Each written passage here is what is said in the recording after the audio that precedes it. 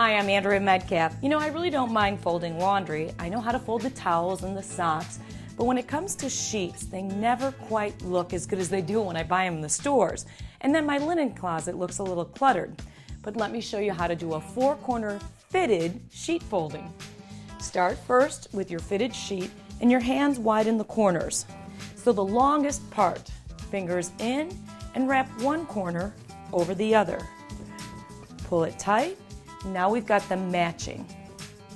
Now let's go to the next two corners. Reach down the sheet, one corner, pick up the second corner.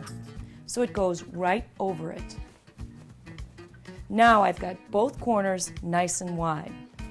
Place it out on your counter. Make sure you're all hooked into those corners. And now I'm going to fold them in half.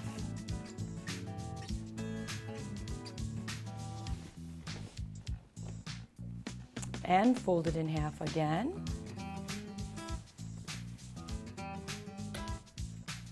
And then triple it up. One and two. There, a nice four-corner fitted folded sheet that will fit nicely in your closet.